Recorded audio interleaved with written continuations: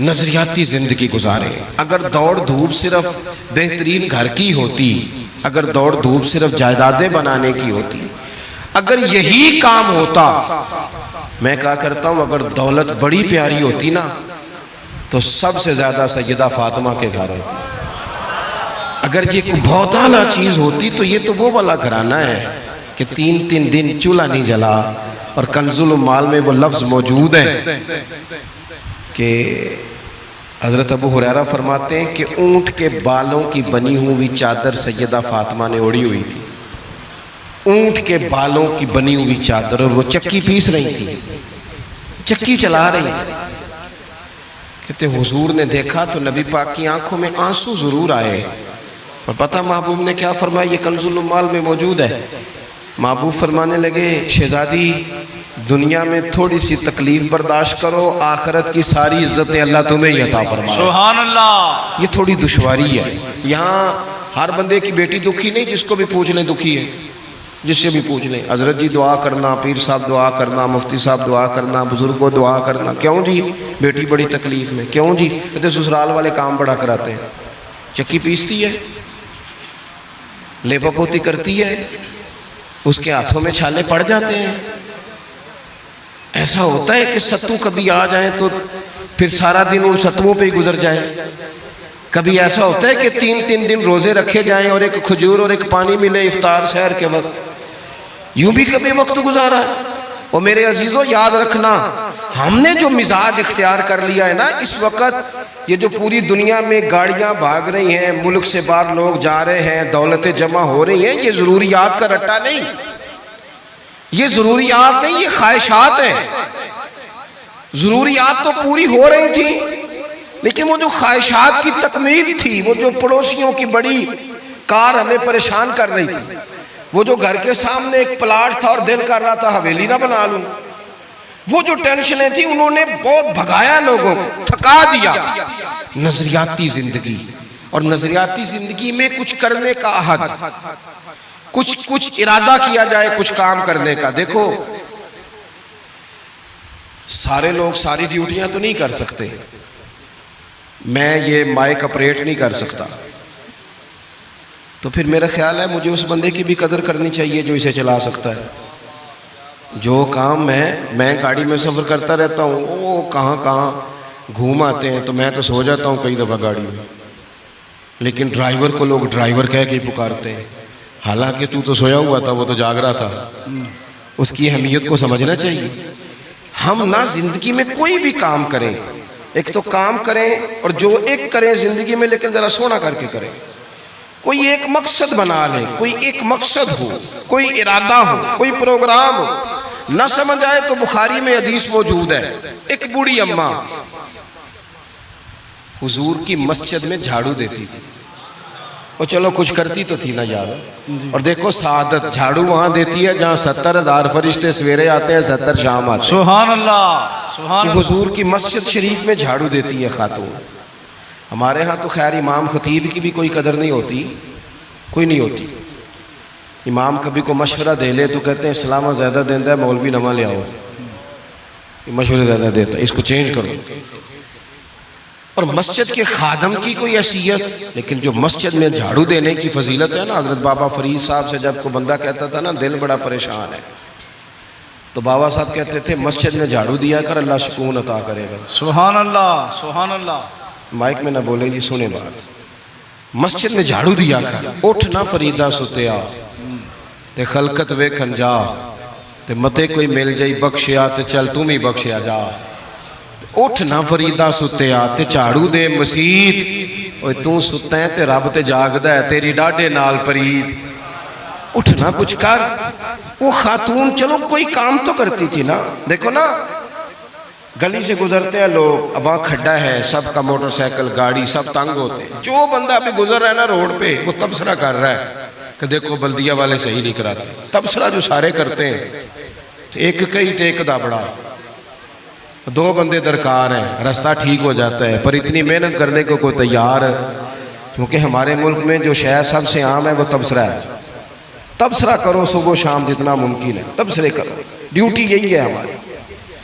وہ خاتون مسجد شریف میں جھاڑو دیتی تھی، کوئی زندگی کا مقصد تو بنایا، کوئی نظریہ تو ہے۔ صحابہ نماز پڑھ کے چلے جاتے، خاتون جھاڑو لیتی، حضور کی مسجد شریف میں جھاڑو دیتی، بیمار ہو گئی، قربان جائے، حضور تیمارداری کے لیے تشریف لے گئے، رات کو انتقال ہو گیا، ٹھنڈ کا موسم تھا، حضور کا حکم ہے جلدی تدفین کر دو، صحابہ نے تکلیف دینا مناسب نہ جانا، اس خاتون کی تدفین کر دی۔ سارا کچھ جاننے والے رسول جو فرش پہ کھڑے ہو کے عرش کی خبریں دیں، وہ تشریف لائے اور آ کر کے پوچھا خبر کیوں نہیں دی مجھے اس بوڑھی کے جنازے کی؟ کوئی کام تو کرتی تھی نا، کوئی ڈیوٹی تو تھی نا، خبر کیوں نہیں دی؟ ویسے تو وارث جنازہ پڑھ لے تو دوسرا جنازہ جائز نہیں، وارثوں نے نہ پڑھا ہو تو دوسرا جنازہ پڑھا جا سکتا ہے، حضور تو خود وارث ہے نا ساری امت کے۔ ہائے ہائے بے شک، تو رسول کریم قبر پہ کھڑے ہو کے فرمانے لگے صفے بناؤ، میں دوبارہ جنازہ پڑھاؤں گا، سبحان اللہ، میں دوبارہ جنازہ پڑھاؤں گا۔ کیوں؟ زندگی میں کوئی خدمات تو ہے نا، کوئی ڈیوٹی تو ہے نا۔ پہلے تو ہم کچھ کرتے نہیں، اور اگر کرتے بھی ہیں تو صرف دوسروں کا دھیان ہی رکھتے ہیں، دوسروں پر توجہ ہوتی ہے کہ فلانا فلانا، بھئی آپ اپنا کام کریں، کچھ زندگی میں کر گزریں، کوئی ڈیوٹی کریں۔ اگر زندگی نظریاتی ہوگی، دیکھو ڈھیر سارے لوگ ہوتے ہیں، نام میرا ہی شاید آئے گا کہ مدرسہ انہوں نے بنایا ہے، مسجد انہوں نے بنائی، میرا ہی نام آئے گا اگر کہیں میں بناؤں گا، لیکن زمین دینے والے کا بھی ایک کردار ہوتا ہے، اس میں نقشہ نویس کا بھی ایک کردار ہوتا ہے، اس میں ایک اینٹ خرچ کرنے والے کا بھی کردار ہوتا ہے۔ پھر وہ کام ختم نہیں ہوتا، سریا وہ لینٹر ڈالنے والے جو ہوتے ہیں ان میں جو سریا باندھنے والا ہے وہ بھی ایک قیمتی کردار رکھتا ہے۔ پھر کہتے ہیں الیکٹریشین کو بھی بلاؤ، پھر یہاں بھی کام ختم نہیں ہوتا، پھر اور اس کے گرد ڈھیر سارے لوازمات ہیں۔ جو بندہ جو کردار ادا کر، عالم اگر کتاب لکھ بھی دے تو ہو سکتا ہے کتابت نہ کر سکے، اور اگر کاتب بھی ہو تو ہو سکتا ہے اسے پبلش نہ کر سکے۔ تو یہ کچھ نہ کچھ خدمات، کچھ نہ کچھ ڈیوٹیاں۔ حضرت مولا علی شیر خدا نے چھوٹی عمر میں کہا تھا یا رسول اللہ دین کی مدد بھی کروں گا، آپ کی حفاظت بھی کروں گا۔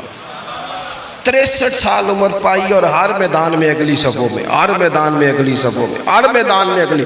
حضور سے وعدہ کیا تھا یا رسول اللہ ڈیوٹی کریں گے، خدمت کریں گے۔ ہمارے ہاں یہاں تو منصوبہ بندی ہو رہی ہے، امام غزالی سے آ کے کسی نے کہا حضور کو بندہ مخلص ملتا ہی نہیں، یہ بھی غلط ہو گیا وہ بھی غلط ہو گیا، تو امام صاحب فرمانے لگے چل تو ہی مخلص ہو جا، تیری شکل میں تو کچھ لوگوں کو مخلص بندہ مل جائے، کچھ کر تو صحیح نہ صرف تبصرے۔ حضرت مولا کائنات نے عمر مبارک ساری دین کی خدمت میں لگائی، تو جب 63 سال کی عمر میں خنجر لگانا تو لوگ تو کہتے ہیں نا میرے پتر کا دھیان رکھنا اور میرے بچوں کا خیال کرنا اور فلانی ڈیوٹی کرنا۔ تو جب خنجر لگا تو حضرت علی کیا کہہ رہے تھے؟ فرما رہے تھے مجھے کعبے کے رب کی قسم علی تو کامیاب ہو گیا ہے، یہ دیکھو پانی پرن سہیلیاں تے رنگا رنگ کڑے تے پریا تے اس دا جانیے نا جس دا توڑ چڑھے۔ فرمایا دیکھو میں نے کوئی ارادہ کیا تھا، آج میں کامیاب ہوا۔ باتیں زیادہ نہیں کرنی، بس ختم کرتا ہوں۔ جب یوں نظریاتی زندگی ہوتی ہے نا، نظریاتی، پھر بندہ تھوڑی سی تکلیف بھی سہ لیتا ہے۔ کوئی کام کر رہا ہے نا بندہ، صحیح بخاری میں حدیث ہے، ایک خاتون نے آ کے عرض کیا تھا یا رسول اللہ صلی اللہ علیہ وسلم مجھے مرگی کا مرض ہے، بڑی تکلیف میں ہوں۔ اللہ کے محبوب علیہ السلام سب کے لیے دعا کرتے، بلکہ حضور تو دست شفا پھیرتے تو اللہ کرم فرما دیتا، لیکن نبی پاک صلی اللہ علیہ وسلم کی خدمت میں عرض کی یا رسول اللہ صلی اللہ علیہ وسلم مرگی ہے۔ تو آج حضور نے انوکھی بات کی، وہ پیچھے صاحبزادہ بشیر صاحب تشریف لائیں، آگے تشریف لے آئیں۔ نبی پاک صلی اللہ علیہ وسلم نے نا جی آج نظریہ سمجھایا، توجہ ہے آپ دوستوں کی میری بات پر۔ حضور فرمانے لگے اگر تو کہے تو میں دعا کرتا ہوں اللہ شفا دے دے گا، اور اگر تو کرے صبر، معنی کیا ہے؟ مرگی کے ساتھ ہی گزارا کرے، اگر کرے صبر تو پھر میرا وعدہ ہے رب جنت عطا کرے گا۔ سبحان اللہ۔ ویسے ہم پیر صاحب کے پاس، سید صاحب کے پاس، بزرگوں کے پاس جائیں، پیر صاحب ہمیں کہیں کہ گوڑا ٹھیک کرانا ہے درد کہ یہاں جنت چاہیے، ساڑھا کی جواب ہے اے گوڑے دا کچھ کرو نا جی، یہ سون نہیں دینا، یہی جواب ہے نا۔ لیکن نظریاتی لوگ نظریاتی ہوتے ہیں۔ نبی پاک صلی اللہ علیہ وسلم نے فرمایا کہ تو بتا، اگر تو کہے تو دعا کرتا ہوں اللہ شفا دے دے گا، اور اگر صبر کرے تو پھر تیرے لیے جنت ہے۔ اس خاتون نے 1 منٹ نہیں لگایا سوچنے پہ، یہ نظریاتی لوگ ہوتے ہیں۔ عرض کی یا رسول اللہ آپ دعا کر دیں رب مجھے جنت ہی عطا کرے۔ سبحان اللہ۔ کیا مطلب کہ میں گزارا کر لوں گی مرغی کے ساتھ، صبر کر لوں، مجھے اللہ جنت دے۔ حضور نے دعا کر دی۔ خاتون عرض کرنے لگی حضور جب مرغی ہوتی ہے تو جسم سے کپڑا ہٹ جاتا ہے، حیا آتی ہے، خاتون ہوں، عورت ہوں، تکلیف محسوس کرتی ہوں۔ محبوب نے دعا کر دی۔ صحابہ کہتے ہیں جتنی بھی مرغی ہوتی تھی اس کے کپڑے نہیں جسم سے ہٹتے تھے، جتنی مرضی بھی ہو کپڑا قائم رہتا تھا۔ دیر تک وہ بوڑھی اماں زندہ رہیں۔ خواتین ایک دوسرے سے کہا کرتی تھی کسی نے جنتی دیکھنی ہے تو اس بی بی کو دیکھو، اسے دنیا میں حضور نے جنت کی بشارت عطا کی۔ سبحان اللہ، سبحان اللہ۔ نظریہ ہوتا ہے، نظریہ۔ ویسے آنا جانا، تصویریں بنانا، گھومنا پھرنا، پلاننگ کرنا چلتا رہتا ہے، لیکن جو نظریاتی لوگ ہوتے ہیں انہیں ذرا تھکاوٹ بھی تھوڑی ہوتی ہے۔ نظریے کے لیے کام کر رہے ہیں نا، وہ بھاگتے ہیں، ان کا بھاگنا انہیں تھکاتا نہیں۔ جب آپ نظریاتی ہیں تو صبح قیامت پہ نظریاتی اور غیر نظریاتی لوگوں کا نتیجہ کیا ہے؟ یوم نحشر المتقین الی الرحمن وفدا۔ اللہ فرماتے ہیں یہ جو متقی ہوں گے نا انہیں رب کی بارگاہ میں پیش کیا جائے گا قیامت میں، پر مہمان بنا کے پیش کیا جائے گا۔ ان کا میزبان رب ہوگا، چونکہ انہوں نے زندگی تقوی میں گزاری، محتاط وقت گزارا۔ وَنُسُوقُ الْمُجْرِمِينَ إِلَىٰ جَهَنَّمَ وِرْدًا۔ اور یہ جو مجرم ہیں انہوں نے جرم کیے، من پسند زندگی گزاری، فرمایا انہیں پیاسے ہانک کے دوزخ میں پھینک دیا جائے، پیاسے ہانکے جائیں گے جہنم کی طرف۔ اپنی زندگی میں کچھ ارادہ کریں۔ دیکھیں دھوپ چھاؤں آئے گی، وہ ہمارے یہاں کچھ لوگ کہتے ہیں دھوکے بڑے ہیں جی، ہنسے کیسے؟ تو میں کہا کرتا ہوں کہ اتنی تکلیفیں کسی کو نہیں آئیں جتنی حضور کو آئی ہیں۔ پر آپ فرمان پڑھیں، حضرت حارث بن عبداللہ کہتے ہیں میں نے تو مدینے والے محبوب کو جب بھی دیکھا ہے مسکراتے دیکھا ہے۔ سارے کام 7 سال چلتے ہیں لیکن اپنی زندگی میں کوئی مقصد ہونا۔ یہ جن بزرگوں کے ہم آراس میں آتے ہیں نا، انہوں نے کوئی مقصد حیات بنایا۔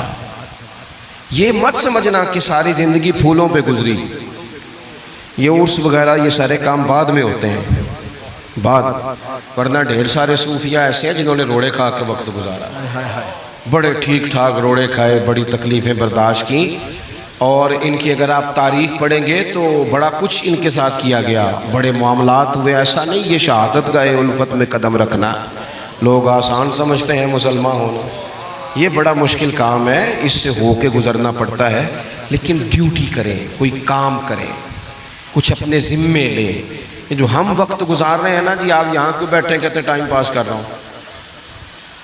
تو میں کہتا ہوں اتنا ٹائم کہاں سے آیا جو آپ کو پاس کرنا پڑا؟ بہت سارے لوگ کہتے ہیں جی میں بور ہو رہا ہوں، تو میں کہتا ہوں یار بور ہونے کا ٹائم بھی تو ہونا چاہیے نا بندے کے پاس۔ آپ کے پاس ٹائم زیادہ ہے اس لیے بور ہو رہے ہیں، ہمیں تو ٹائم ہی نہیں ملتا بور ہونے کا۔ تو جب کوئی کام کرنا ہے آپ نے، جب آگے بڑھنا ہے، کچھ مقاصد حسنہ حاصل کرنا ہے، کچھ امور خیر سر انجام دینے، پھر زندگی میں ان کو طے کریں اور ان پر کام شروع کر دیں۔ دھوپ بھی آئے گی، چھاؤں بھی آئے گی، سکھ بھی آئیں گے، دکھ بھی آئیں گے، لیکن قافلہ رواں دواں رہنا چاہیے۔ اللہ تعالیٰ اس آستانہ نور کو ہمیشہ سلامت رکھے۔